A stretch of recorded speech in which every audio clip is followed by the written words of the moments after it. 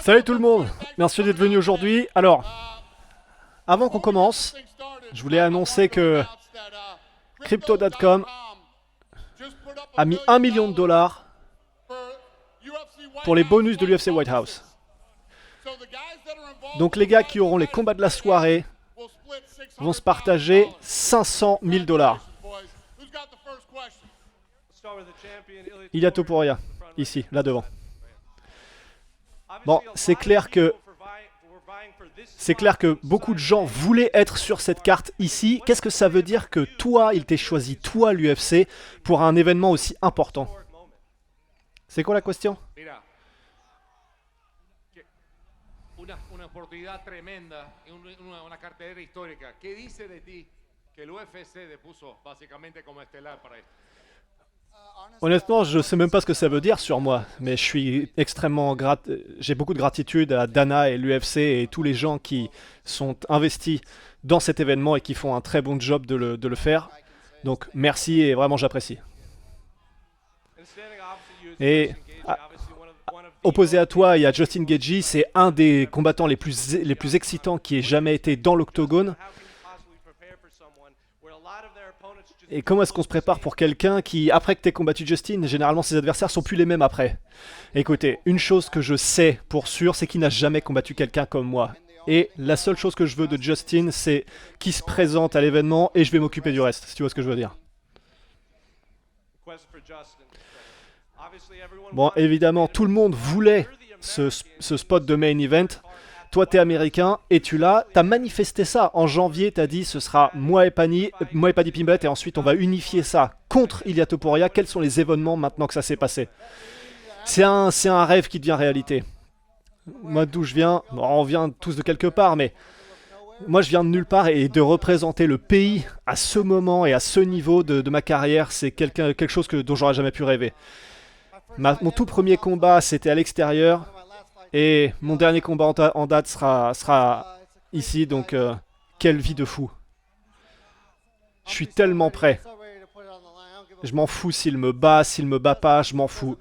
Je vais juste y aller et essayer de démonter et d'éteindre ce mec.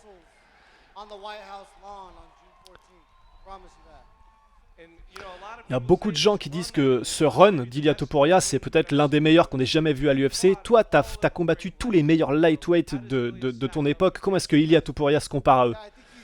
Je pense que c'est mon deuxième plus gros test. Mon deuxième plus gros test après Khabib.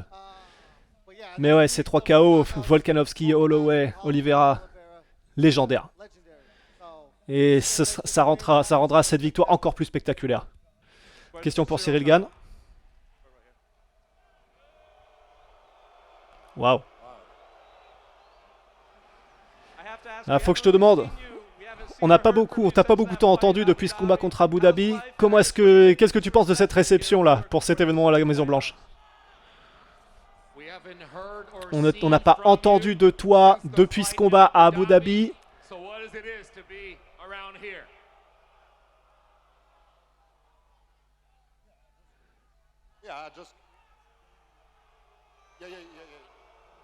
Ouais.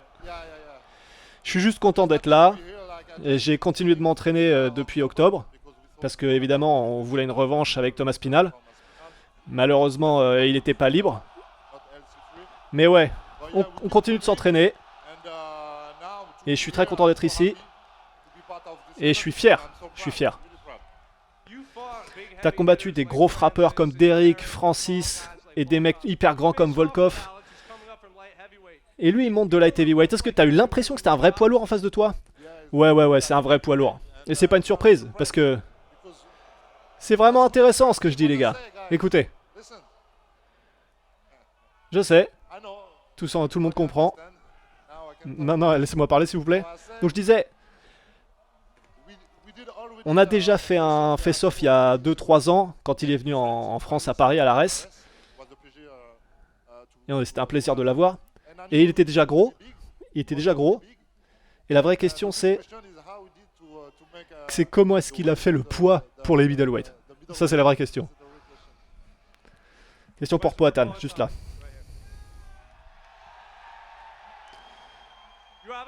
Voilà, tu veux marquer l'histoire et avoir une troisième ceinture dans une troisième catégorie. Il y a beaucoup de gens qui pensent que si tu remportes cette ceinture, tu pourrais être le meilleur combattant qui ait jamais combattu à l'UFC. Est-ce que c'est quelque chose qui pèse un peu à ton esprit ou est-ce que c'est juste business comme d'habitude à la ceinture, à la Maison Blanche?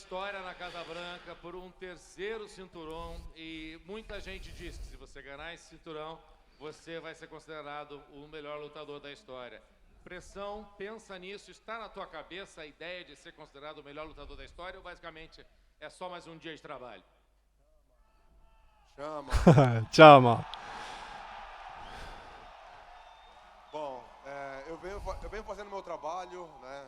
Eu recebo essas oportunidades porque eu venho fazendo grandes lutas. Isso me deixa muito motivado. Com um terceiro cinturão, todo mundo sabe da grandeza que é esse feito. Todo mundo sabe da minha história. Eu tenho certeza que muitas pessoas vão estar me vendo. Tem uma história bonita para motivar pessoas. Isso é que me inspira. C'est sûr, le travail a été fait, j'ai déjà fait le travail, et la raison pour laquelle je suis là, c'est grâce au travail que j'ai fait, les efforts que j'ai fournis. C'est la récompense pour tout ce que j'ai fait, et maintenant, c'est l'opportunité de transformer ça en troisième ceinture, c'est historique. Et moi, je viens de quelque chose, d'une vie de challenge, de difficulté, et j'ai une belle histoire à montrer. Et pour quelqu'un comme moi, d'avoir accompli ça, et de faire l'histoire, ça inspirerait les gens aussi. Et Cyril, évidemment, il présente beaucoup de problèmes pour un poids lourd, mais quand tu décortiques ses compétences, où est-ce qu'il brille? Que deu problema para vários tipos de peso pesado. Quando você olha de maneira técnica, que problema que você vê no Ciro? Não, acho que todo atleta, todo adversário é um problema. São pessoas treinadas ali, querendo sair com a vitória. Né? Pô, eu agora indo para a categoria de cima, né? Claro que é um outro desafio, mas eu estou preparado para isso. Como ele falou, não sei como que ele fazia o peso médio, né? O cara desse tamanho. Então dá para ver que eu sou um peso pesado. Tous les athlètes posent des challenges différents, c'est pas différent ici, et on parle d'un athlète professionnel, faut juste que tu réfléchisses. Je suis prêt pour ce challenge, et comme il a dit, quand il m'a rencontré avant, il se disait qu'il savait pas comment j'ai fait middleweight, j'étais toujours prêt pour heavyweight, et je suis prêt à ça. Et je dois demander aussi, il y a un gentleman à la fin de la table qui t'a call out après son dernier combat et il était en train de regarder la taille que tu faisais. Qu'est-ce que tu penses de Josh O'Keefe? E tem que perguntar sobre o cavalheiro que está no final ali da mesa, que falou o teu nome, mencionou o teu nome depois da última luta dele, o Josh O'Keefe que está aqui. O que você achou do fato que ele mencionou você? Bon, não sei, eu tô focado na minha luta, né? Não tenho por que falar dessa luta agora. Ah, je sais pas, je suis concentré sur mon combat. Il n'y a aucune raison pour moi de parler de son combat à lui là. Dernière question pour toi, Dana. On a vu que la ceinture de l'UFC était là et qui a été présentée par Donald Trump. Est-ce que c'est elle qui va être mise autour de la taille des gagnants? Est-ce que le président Donald Trump va mettre la ceinture autour de la taille des gagnants? Ah, ça je sais pas encore. Question pour Michael Chandler. Hors des combats pour le titre, t'es le plus non favori, je sais plus le titre. Est-ce que tu penses que t'aurais pas normalement fait assez pour avoir le respect de ceux qui font les cotes et... Nah, dans ce sport, tu dois juste te concentrer sur la tâche que t'as entre les mains. Je m'en fous de ce que disent les cotes. Moi, je vais aller là, je vais faire mon taf. Lors de sur cette carte historique. Je respecte Mauricio. Je respecte ce qu'il a fait, je respecte qui il a combattu, je respecte les victoires qu'il a eues, je respecte ses highlights. Mais je crois qu'il y a des guerriers dans ce sport et il y a des athlètes dans ce sport. Et je pense que je suis un guerrier et que quand le combat va commencer à être dur, je vais prendre l'avantage. Et alors, tu t'es séparé des Fighting Nerds, Mauricio, et quelle est la situation là et comment tu t'es préparé pour ce combat et qu'est-ce que tu penses de Michael Chandler et de cette opportunité?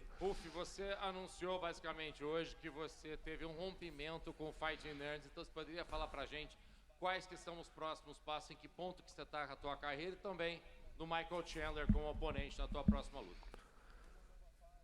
Estou numa nova fase da minha vida, continuo com o apoio de todos os Fight Nerd, mas montei a minha equipe para focar ainda mais na minha performance, no meu plano.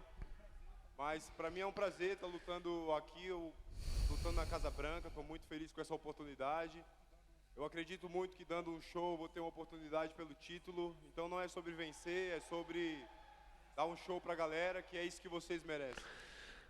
C'est une nouvelle phase de ma vie et j'aurai toujours des amitiés et de l'amour pour tous les fighting nerds, mais maintenant c'est le temps de s'entraîner différemment et de faire des choses différentes, et je suis très fier et très content de faire partie de cet événement contre Michael Chandler à la Maison Blanche. Et c'est pas juste à propos de gagner, c'est comment tu vas gagner. Et si je gagne de la manière dont je veux gagner, alors j'aurai un shot au titre et je vous donnerai tous le show que vous méritez.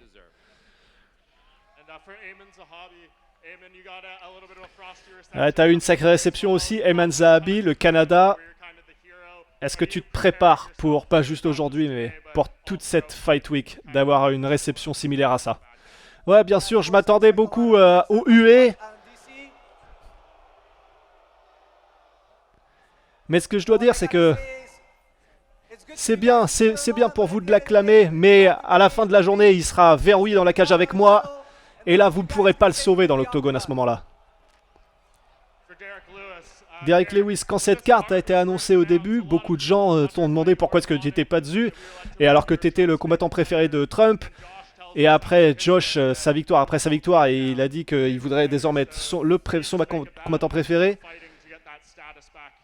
Qu'est-ce que ça te fait d'être ici? Moi, je suis juste content d'être ici. Et de combattre ici. Dana, j'ai cru comprendre que tu avais dit que Arman Tsarukyan serait le backup pour ce combat. Et Ilya et Geji, quelles sont vos pensées pour potentiellement avoir à vous préparer pour lui? Oui, c'est vrai. J'ai aucune réflexion là-dessus. Moi, personnellement, je m'en fous. Le 14 juin, qui que ce soit Arman ou Justin, je vais lui casser la mâchoire au premier round. Alex, est-ce que tu peux nous parler de ta préparation pour les poids lourds, et est-ce que tu te vois redescendre dans les light heavyweight? Il y a Carlos Solberg qui t'a call out, Khamzat Chimaev, s'il gagne demain, il a dit qu'il voulait te combattre en light heavyweight. Est-ce que tu vas redescendre ou est-ce que tu vas rester en poids lourd? Você falou agora, você está como peso pesado, mas assim, existe uma possibilidade de você voltar a ser peso meio pesado de novo por conta do fato de que Carlos Uber já falou teu nome, o pessoal chama teu nome, sempre o pessoal quer lutar com você. Existe a possibilidade de você voltar a ser meio pesado? Bom, tô aqui para lutar, tenho um novo contrato com o UFC, Dana White tá aí, o que ele quiser fazer, eu tô dentro. Je suis ici pour combattre, tu sais, Dana White est le président de l'UFC, quoi qu'il veuille que je fasse, quoi qu'il veuille faire. Josh, la dernier combat, t'as une performance fantastique contre Curtis Blades, t'as fait la guerre pendant 3 rounds. Est-ce que tu vas être capable de combattre Derek Lewis de la même manière, ou est-ce que le fait qu'il frappe trop dur va faire que tu vas devoir être un peu plus précautionneux? Derek Lewis! C'est pour ça que c'était une salope et qu'il a plongé dans son dernier combat. Je vais l'envoyer à la retraite. Et il va s'appeler le vieux qui a des... Et le 14 juin, je vais démonter cet énorme noir de pâte à pain. Wow. Bitch. Salope. Derek, il dit qu'il va te faire prendre ta retraite.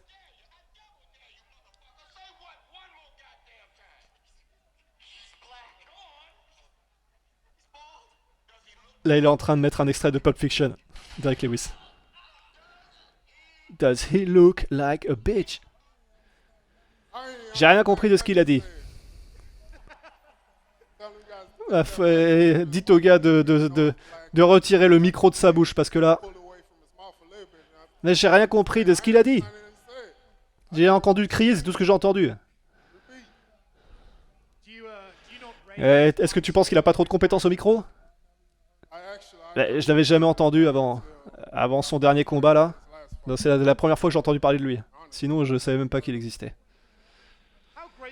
À quel point est-ce que t'avais de la gratitude du président Donald Trump qui te permettent d'être ici?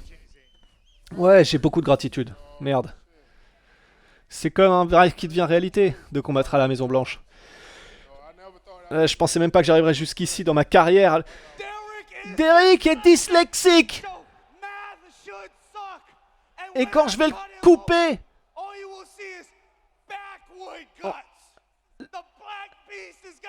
la Black Beast va se faire démonter dans le New Jersey. Et Derrick, tu disais quoi, pardon? Ouais, alors comme je disais, je suis très content de combattre à la Maison Blanche, mec. C'est un rêve qui devient réalité. Ça va être une bonne soirée, mec. Est-ce que ce mec-là, est-ce qu'il te provoque? Est-ce que ça marche un peu? Est-ce qu'il arrive à rentrer dans ta tête? Mec, je suis vieux, je comprends rien de ce qu'il dit en plus. Question pour Bonical. On connaît ta relation avec le président, alors c'était une certitude finalement que tu allais être ici, et maintenant que... Quel honneur c'est d'être finalement ici. Ouais, je suis super excité d'être ici, et ce sera non seulement le plus gros.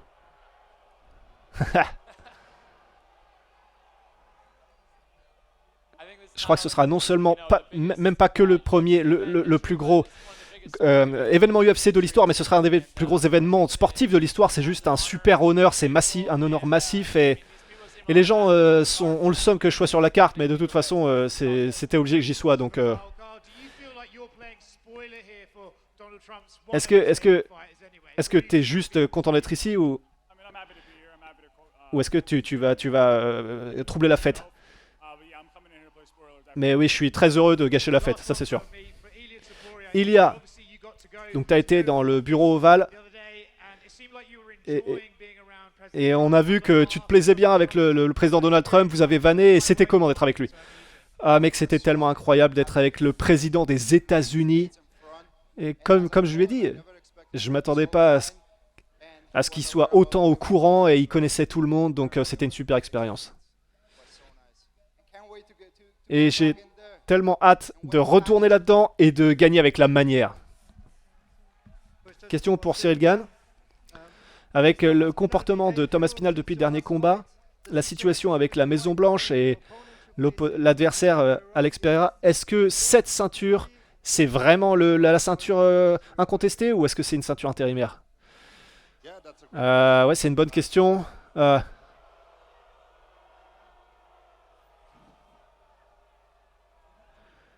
C'est une ceinture intérimaire, mais c'est clair que ce sera un peu différent. Ce sera un moment spécial, même si c'est un combat pour la ceinture intérimaire, ce sera un combat spécial. Et je crois que ce sera... Et ce sera un moment incroyable. Alors les gars, qui a la prochaine question? Josh, juste ici. Quelle version de Josh Shockit est-ce qu'on verra à la Maison Blanche? Voilà. Alex a gagné du poids, et maintenant il pense qu'il est King Kong. Mais les stéroïdes ont tué son pénis. Est-ce que j'ai pas raison, New Jersey?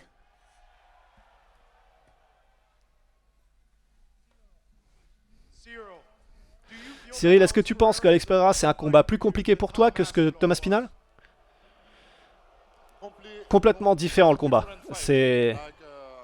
Alex Pereira c'est un magnifique striker, un des meilleurs de l'UFC. Je pense que Thomas Pinal est plus complet, avec des compétences différentes. Ce sera complètement différent. J'ai déjà combattu des mecs énormes, des champions, mais ce sera complètement différent cette fois-ci. Question pour Kyle Dorcas. Il y avait beaucoup de discussions de ce combat-là lorsque ce combat-là a été fait de Colby Covington et que Colby Covington pouvait combattre Bonical. Est-ce que tu as eu l'impression qu'on te regardait de haut?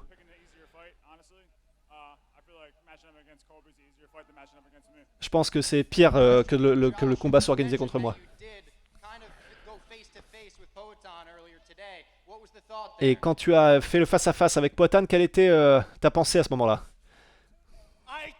Je suis venu dévorer, et vous connaissez tous le jour, vous connaissez tous l'heure. Je vais donner à Pereira une Golden Shower.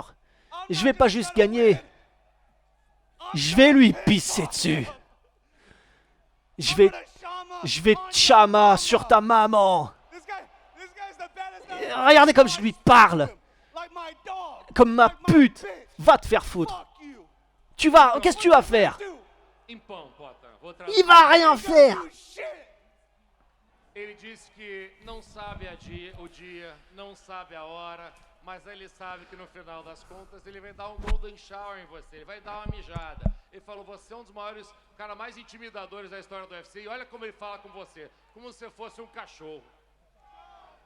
Toma. Não tem nem o que falar, cara. A gente tava na entrevista algumas horas atrás, ele ficou me encarando, frente a frente, eu falei, chama. No meio de todo mundo, ele quer aparecer, porque ele não fez nada lá. Tu sais, j'ai rien à dire à propos de ce mec. Écoute, on lui a donné une interview plus tôt et ce mec passe à côté de moi et commence à me gueuler des trucs et je lui ai juste dit chama. Et il a rien fait quand j'étais là. Il dit chama alors qu'il parle anglais. Il parle anglais et il est en mode chama, chama, chama. Fuck you, va te faire foutre, petite salope. Moi c'est moi le vrai BMF. Toi t'es juste un putain de petit nain. Va te faire foutre. Va te faire foutre, petite salope. Va te faire foutre.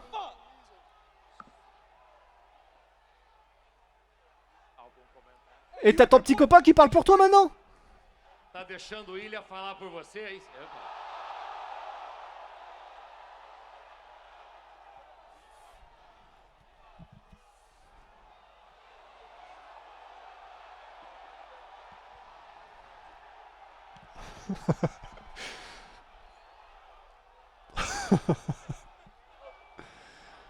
C'est ma performance. Et il est à Topuria. Et t'aurais dû trouver ta femme à Miami. Au revoir. Casse-toi, petite salope.